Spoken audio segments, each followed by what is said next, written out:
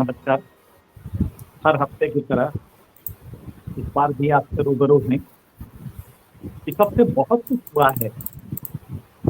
अब उसमें मुश्किल ये हो रहा कि कहाँ से शुरू करें, कहाँ छोड़ें। मोदी जी विदेश में डंका बजा के आ रहे हैं। भारत का यूएनओ में यूएनजीए में स्पीच की काफी अच्छी रही। दुनिया के सबसे शक्तिशाली देश अमेरिका के प्रेसिडेंट से मिलके आ रहे हैं। अन्य दुनिया के जो ममालिक हैं उनके हेड ऑफ गवर्नमेंट या हेड ऑफ स्टेट से मिलके आ रहे हैं। बहुत कुछ वहां पे उन्होंने कहा है। लौट के आए तो यहाँ केवल एक अखबार ने खबर दी कि इतनी जनता अपार भीड़ आई थी और एक झलक देखने के लिए दिल्ली एयरपोर्ट पे एक झलक देखना चाहती थी। सब ये सुन के काफी अच्छा लगा। इसी बीच में कुछ और भी हुआ कि किसानों का देशव्यापी आंदोलन हुआ जो ऑलरेडी चल रहा था और एक दिन का भारत बंद हुआ। इसके अलावा योगी जी ने चुनाव के मद्देनजर किसानों का एमएसपी एसएपी कहते हैं गन्ने का एसएपी 25 रुपया बढ़ा दिया। उसके अलावा कुछ कैबिनेट एक्सपेंशन किया जिसमें जाति का कॉम्बिनेशन किया। कुछ इस तरह की तमाम घटनाएं हुई। मोदी जी ने वहां पे कहा था, यूएनजीए में दरअसल हुआ ये कि अमेरिकन प्रेसिडेंट ने और कमला हैरिस दोनों ने, अमेरिकन लीडर्स ने मोदी जी को कहा कि भाई वहां पे थोड़ा डेमोक्रेसी और वहां पे ह्यूमन राइट्स के वायलेशन को भी देखिए। तो बाकी सब अच्छी अच्छी बातें हुई, लेकिन ये अमेरिकन उसने बाकायदे अपने उसमें भी लिखा कि हमने इस पे भी कहा कि थोड़ा सा ह्यूमन राइट्स वगैरह के देखिए। जाहिर है ये इशारा कहाँ था। तो उसमें मोदी जी ने यूएनजीए में, यून जनरल असेंबली में, उन्होंने एक बहुत बड़ी बात कही। अभी तक हम लोग बचपने से जुमला सुनते रहे हैं, Britain is the mother of all parliaments. दुनिया के सभी संसदों, संसदीय व्यवस्था की जननी है ब्रिटेन। हालांकि गलती से कुछ लोग उसको मदर ऑफ डेमोक्रेसी कहते हैं, लेकिन जो असली जुमला है वह है mother, Britain is the mother of all parliaments. Modi ji ने एक इम्प्रूवमेंट किया और कहा कि मैं उस देश का प्रतिनिधित्व कर रहा हूं जिसको कि प्रजातंत्र की जननी होने का गौरव प्राप्त है। हम लोग को भी लगा कि ये बड़ी बात है। हम लोग को नहीं मालूम थी कि भारत प्रजातंत्र की जननी है, और जाहिर है कि जननी है तो हम सब उस प्रजातंत्र की संतानें हैं। जिस दिन वो ये कह रहे थे उस दिन बिहार के बेगूसराय में एक मां ने अपनी 9 महीने की बच्ची को, चूंकि खाना नहीं दे पा रही थी, भोजन अपने भी नहीं पा रही थी, बीमार थी, तो एक उसका परिचित आया, उसको उन्होंने, उस मां ने, परिचित ने कहा कि इसको 1,500 रुपए दे देते हैं, तुम इसको दे दो। तो उस बहुत खुश हो गई कि कम से कम जहां भी रहेगी रोज इसको रोटी मिलेगी, जिंदा तो रहेगी। जो 1,500 देके ले जा रहा हो कम से कम जिंदा रखेगा। उसने दे दिया। किसी और को पता लगा तो वो उस मां के पास आया, बोला कि तुम पागल हो, तो इसको 20,000 हम देने को तैयार हैं। लालच इसके मन में आया, वो भागी गई और बच्चा मांगने लगी। तो व्यापार का नैसर्गिक सिद्धांत है कि बिका हुआ माल वापस नहीं होता। ये हम सब जानते हैं। लिहाजा उसी सिद्धांत को अप्लाई करके जो बच्चा खरीदी थी 1,500 में, उसने कहा कि अब दोबारा तुम क्यों मांग रही हो, क्योंकि वो समझ गई कि किसने ज्यादा पैसे दिए हैं। इस बात को लेके झगड़ा हुआ, बहुत पुलिस आई, मीडिया आई, और तब ये कुछ अखबारों में छपा कि बच्चा बेचने के लिए कैसे 1,500 रुपए से 20,000। और वो माँ, जिस माँ और बेटे का संबंध सबसे पवित्र माना जाता है, सबसे सबलाइन माना जाता है, लेकिन उस माँ ने उस बच्चे को, अपने कलेजे के टुकड़े को, इसलिए बेच दिया कि वो खिलाएगी कहां से।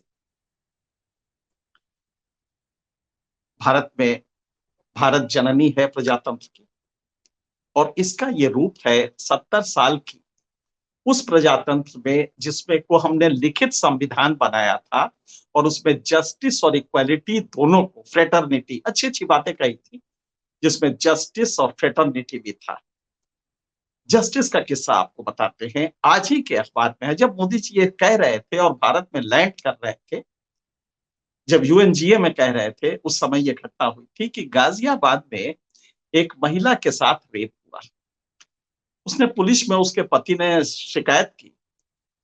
पुलिस में शिकायत करने के बाद उसने धमकाया, और रेपिस्ट ने, वो इतना डर गए परिवार की, यहां से छोड़ के वो दिल्ली जाके एक कमरे में फर्स्ट फ्लोर पे रहने लगे। उन गुंडों ने कल जाके उसके पति को गोली मार दी, गोली मार के हत्या कर दी। और हमने न्याय का ये एक विद्रूप चेहरा बना दिया। रेप की शिकायत अगर आपने की पुलिस में, तो हमारा सिस्टम ऐसा है जिसमें कि हम वहां जाके, वो जहां भी भाग के भी जाएगी, गलती इसकी ये थी कि रेप की शिकायत क्यों की, दोबारा अलाउ करती रेप करना। एक ताकतवर है तो वो रेप करेगा ना। ये भारत का प्रजातंत्र है।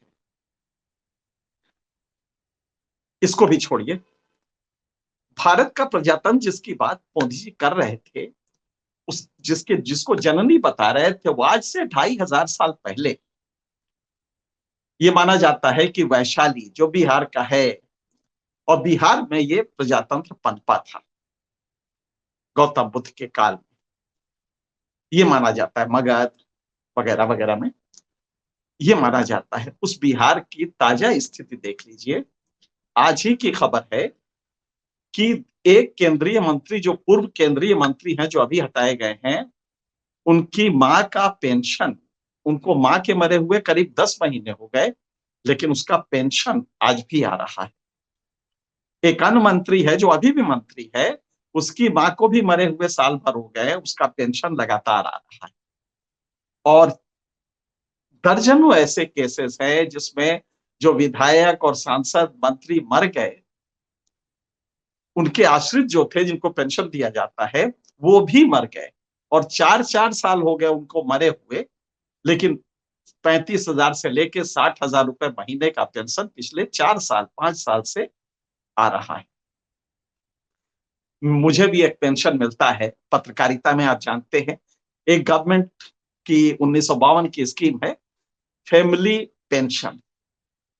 फैमिली पेंशन हम पत्रकारिता की नौकरी में 40 साल सेवा करने के बाद मुझे मिलता है 1,595 रुपए हर महीने। मेरे लिए नियम ये है कि जिस दिन मेरी मौत हुई, अगर 1 महीने के अंदर सूचित नहीं किया तो वो जेल भी हो सकती है, जो अगर किसी ने पेंशन वो नहीं बताया ये बात और पेंशन लेता रहा। मेरे लिए ये प्रजातंत्र का ये रूप है, और मंत्रियों के लिए, जो विधायक हैं, जो अगर वो बिहार में है, तो उसका ये रूप है, ये इसका दूसरा स्वरूप है। लेकिन हमारे प्रजातंत्र को हम कह सकते हैं कि विश्व में ये जननी रही है प्रजातंत्र की। ये जननी कराह रही है, बुरी तरह कराह रही है। वरना कोरोना में एक कंपनी नहीं चली। एक कंपनी ने धुआं, तो अब गलती नहीं है, अब तो सॉफ्टवेयर इंडस्ट्री और दूसरे किस्म के इंडस्ट्री है, पहले धुआं उगलती थी कंपनियां। एक भी इंडस्ट्री कोरोना काल में लॉकडाउन में नहीं चली। हर घंटे 12 करोड़ लोग कुल अगर बेरोजगार हुए, तो घंटों में अगर आप लेंगे तो 10,000 लोग हर घंटे रोजी जा रही थी उनकी, हर घंटे। लेकिन हर घंटे अंबानी की आमदनी 90 करोड़ बढ़ रही थी। और आज जो ताजा आंकड़ा आया है, उसके हिसाब से देश की 8,000 ऐसी कंपनियां थी कोरोना काल में जिनकी आमदनी, आमदनी का मतलब कि जिनकी वैल्यू 1.5 लाख करोड़ रुपए बढ़ गई। ध्यान रखिएगा, एक एक बड़ा रकम हुआ ये। और ये बढ़ गई, ये इतना इंपॉर्टेंट नहीं है।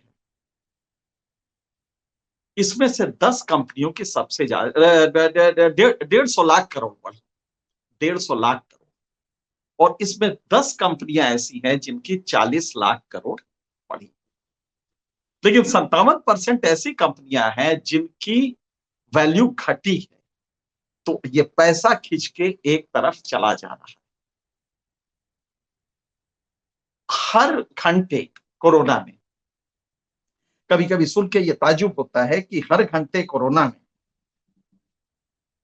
अगर किसी की आय इतनी बढ़ रही है, तो ये पैराडॉक्स है क्या इकोनॉमी का।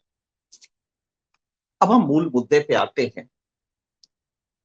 किसानों को लेके कहा गया था, और ये किसान इसलिए कि आज देशव्यापी भारत बंद हुआ है।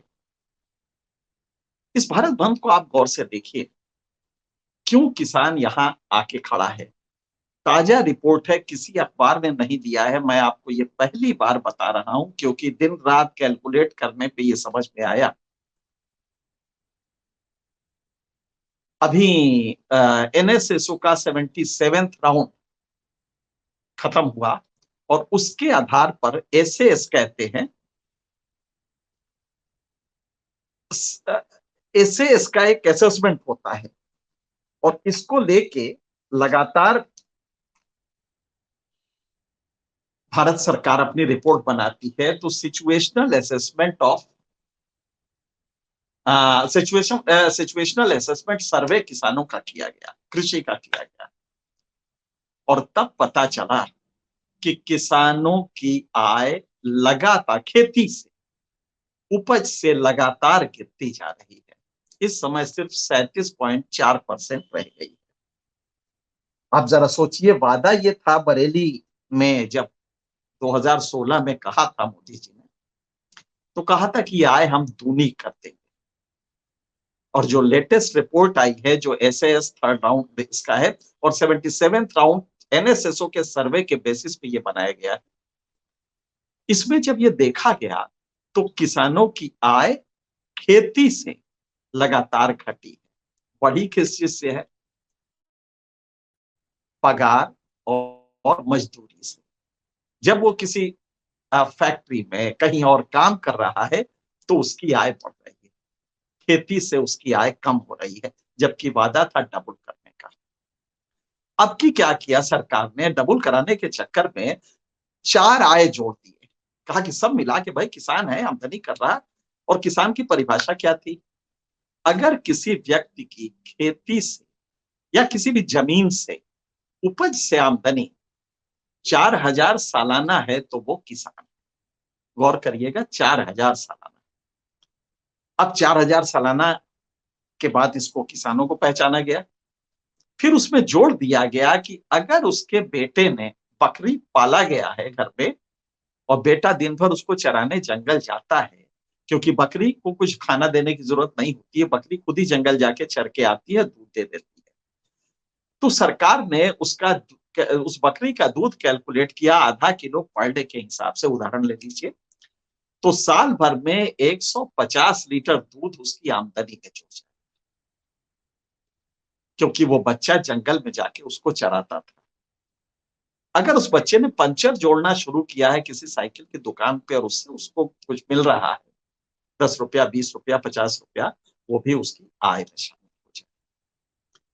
अगर उसकी एक छोटी सी जमीन है जिसमें उसमें परवल लगाया है, तो उस परवल को भी जोड़ दिया गया। और अगर उसमें उसने एक ठेला रखवा दिया है, एक पान की दुकान है कोई, जिसमें 200 रुपया किराया आता है, वो भी, और ये सब जोड़ के उसकी आय तय हुई, तो वो आया 10,218।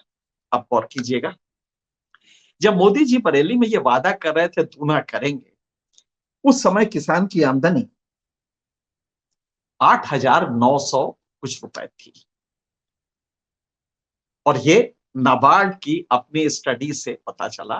नाबार्ड ने 2016 में 15-16 का जो आय है, वो उसने देखा, तो वो 8,900 कुछ रुपए की आई। यहां से बढ़ के आज तक अब एक ही साल बाकी रह गया है, ये 10,218 है। दूना से बहुत दूर है। दूना के लिए 1,600 कुछ रुपए, 16,000 कुछ रुपए चाहिए, लेकिन अभी 10,000 कुछ है। अब इसमें भी पेच क्या है? ये 10,000 इन्फ्लेशन एडजस्टेड नहीं, मतलब उसकी असली आय नहीं बढ़ी। अगर इसको इन्फ्लेशन एडजस्ट कर देंगे, पर एक कंज्यूमर प्राइस इंडेक्स में उस समय और इस समय में क्या अंतर है, तब जब इसको निकालेंगे आप इसकी असली आय, तो ये बढ़ी नहीं है, ये थोड़ी घट गई। ये 8,000 कुछ रुपए ही रहे। इसका मतलब कि किसान पिछले 4 वर्षों में उसकी आमदनी बढ़ी नहीं, घटी है। और ये सारे लेने के बाद उसका बच्चा बकरी पालता होगा, उसके एक जमीन के टुकड़े में पान की दुकान होगी, उसकी बीबी दिन भर कहीं काम करती होगी, वो दूध बेचता होगा, पशुपालन करता होगा। इन सब से मिला के जो आमदनी है वो पिछले 4 साल में घट गई है। और अब सरकार गाल क्या बजा रही है कि नहीं नहीं, मोदी जी ने वो जो कहा था वो नॉमिनल उस पे कॉस्ट पे कहा था, किसानों की आमदनी दूनी होगी, नॉमिनल, ये इन्फ्लेशन एडजस्टेड नहीं था। जबकि दलवई कमेटी ने जो मोदी जी ने बनाई थी, जिसने 2017 में रिपोर्ट दी कि कैसे दूनी हो सकती है, और उन्होंने भरोसा नहीं किया कि दूनी हो जाएगी। दलवाई ने कहा था कि नहीं, ये नॉमिनल नहीं, ये रियल है। रियल आमदनी दूनी होने की बात मोदी जी ने कही है। रियल का मतलब इन्फ्लेशन एडजस्टेड, मतलब ये कि आमदनी एक्चुअली इन्फ्लेशन घटा के उसकी आमदनी दूनी करनी है, इन्फ्लेशन फैक्टर को हटा देना है। कंज्यूमर प्राइस इंडेक्स अगर बढ़ा है तो उतने परसेंट कम करके उसकी आमदनी आज तब दूनी होनी चाहिए। लेकिन अब सरकार क्या कह रही है, नहीं नहीं, वो तो नॉमिनल कहा था, उन्होंने रियल वाला नहीं कहा था। खैर, तुम नॉमिनल ही बढ़ाओ, लेकिन बढ़ने की जगह आमदनी घट रही।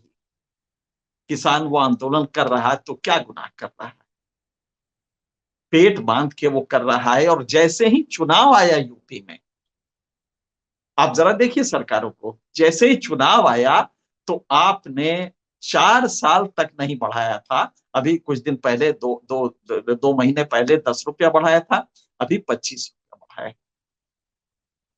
क्या 4 साल में सिर्फ 35 रुपया किसानों के गन्ने की लागत बढ़ी है? चुनाव आया है तो हम फिर से कुछ कास्ट वाले कुछ मंत्री बना रहे हैं, कुछ नेता का मंत्री हो जाएंगे, और उनको कहा जाएगा देखो ये हमारा तुम्हारे वाले कास्ट वाला बना दिया ना। पंजाब ने भी यही किया, पंजाब में कांग्रेस की सरकार है, अमरिंदर सिंह ने 360 रुपए कर दिया अचानक, जब उनको संकट आया और सरकार चुनाव में जा ही रही थी, तो संकट वगैरह सब मिला के उन्होंने 360 कर दिया और डार्लिंग ऑफ फार्मर्स अपने को कहलाने लगे। मोदी सरकार और योगी सरकार भी यही कुछ कर रही है। तो वो सरकार कोई भी हो, कांग्रेस की हो, बीजेपी को हो, धंधा सबका एक है, कुछ कास्ट वाले पकड़ो। अब आप सोचिए, एक दलित ला के पंजाब में बैठा दिया जाता है, ये देखो तुम्हारा वाला दलित लाए ना चीफ मिनिस्टर, अब तो वोट दोगे ना। इसी तरह कोई मछुआरा बैठा देता है, कोई मुसलमान एक ले आएगा, और इस तरह से हम तमाशा करते हैं। हम, यही हमारा प्रजातंत्र है और इसी को हम प्रजातंत्र कहते हैं। तो मोदी जी ने इसको कहा कि मदर ऑफ ऑल डेमोक्रेसीज है। तो मुझे बड़ा सोचना पड़ा कि भारत मदर ऑफ डेमोक्रेसी है तो इसकी मां करा क्यों नहीं है, ये मां कराती क्यों है, या इसका डेमोक्रेसी करा क्यों रहा है। दुष्यंत कुमार ने बड़ा बढ़िया कहा था, आज हम सोचने लगे क्या क्या टॉपिक्स लेंगे, तो मुझे उनका बार बार शेर याद आता था, एक जगह हो तो कहें दर्द इधर होता है, सिर से सीने में कभी, पेट से पांव में कभी, एक जगह हो तो कहें दर्द इधर होता है। तो हम लोग चाहे किसान लें कि बच्चा बेचना लें कि ये जो ड्रामा पॉलिटिकल क्लास करता है ये लें, और समझ में नहीं आ रहा था कि हम कहां से शुरू करें। लेकिन हकीकत यह है, अब जरा देखिए आप, इसी बिहार की एक घटना आज ही की है, आज ही के अखबारों में आई है कि झारखंड के गुमला में 3 लोग मार दिए गए एक परिवार के, और उसके रिश्तेदारों, परिचितों ने, पड़ोसियों ने मारा। उनका कहना था कि इसने जादू का टोना करके उसके पत्नी की जान ले ली।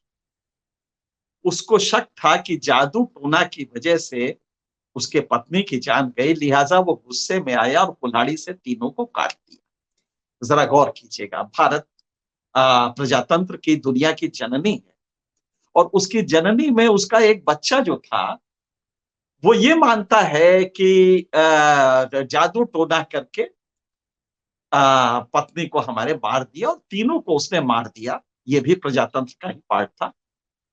अब जब उसने मार दिया, ये वही हाथ हैं जो कुल्हाड़ी चलाते हैं और कुछ दिन बाद ये अपना एमएलए एमपी चुनते हैं, जिससे मोदी जी का प्रजातंत्र मजबूत होता है, जिससे मनमोहन सिंह का प्रजातंत्र मजबूत होता है, जिससे योगी और तमाम चीफ मिनिस्टर सरवाइव करते हैं। ये वही हाथ है ना जो कुल्हाड़ी चला रहा था, उसका भी वोट है। कितना आसान है ये प्रजातंत्र, जननी पूरे दुनिया की बन जाती है। और वो हाथ जो कुल्हाड़ी चला के, एक और घटना सुनिए, मधेपुरा की घटना है। एक व्यक्ति के पत्नी को कैंसर था, लास्ट स्टेज था, लेकिन उसको अपने पड़ोसी पे शक हुआ कि नहीं इसने जादू टोना कर दिया जिससे मर गई, तो आया और बहुत मारपीट किया। उसने कहा इसको जिंदा कर।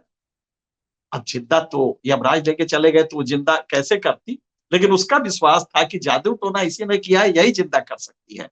नहीं किया तो उसे बहुत मारा पीटा, उसे मैला पिलाया। आप समझ सकते हैं क्या स्थिति होगी, मानसिकता उसकी। ये भी आदमी वोट देता है।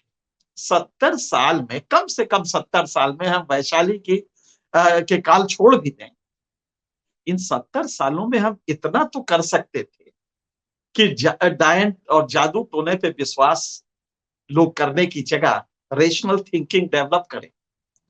नहीं, हमें वो नहीं चाहिए। वो जितना ही इस तरह कुल्हाड़ी चलाएगा, तभी तो वो वोट देने में हमारे हिसाब से चलेगा। लिहाजा उसने वो वोट देता है, हमारा एमपी खड़ा होता है, एमपी फिर प्रधानमंत्री चुनता है। ये भारत का संविधान, और जिसमें कि साफ साफ लिखा हुआ है, और जिसमें यह भी लिखा हुआ है कि साइंटिफिक थिंकिंग डेवलप करेंगे। राज्य की कोशिश होगी कि ये साइंटिफिक थिंकिंग डेवलप करे समाज में। पर राज्य हमारा करता क्या है? हमारा एक मंत्री है जो हर तीसरे दिन एक धर्म के लोगों को पाकिस्तान भेजता है। हमारा दूसरा मंत्री पेंशन का पैसा बताता नहीं है सरकार को कि पेंशन, उसकी मां मर गई है और पेंशन नहीं चाहिए, पेंशन के लिए एंटाइटलमेंट खत्म हो चुका है।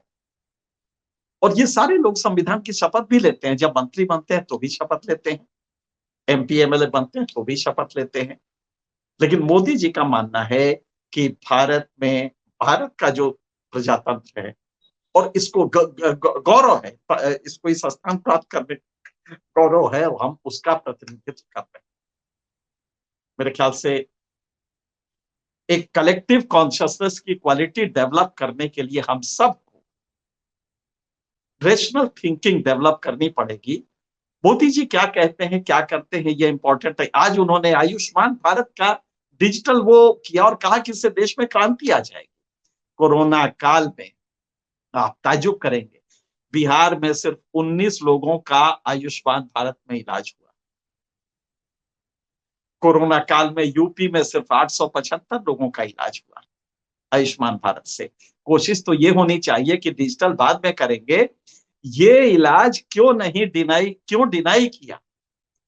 अगर प्राइवेट हॉस्पिटल्स थे, अगर गवर्नमेंट हॉस्पिटल्स थे, वहां पे ये इलाज क्यों नहीं? क्योंकि आपका प्लान पुराना हो चुका है आयुष्मान भारत, बहुत इससे वोट ले लिया आपने।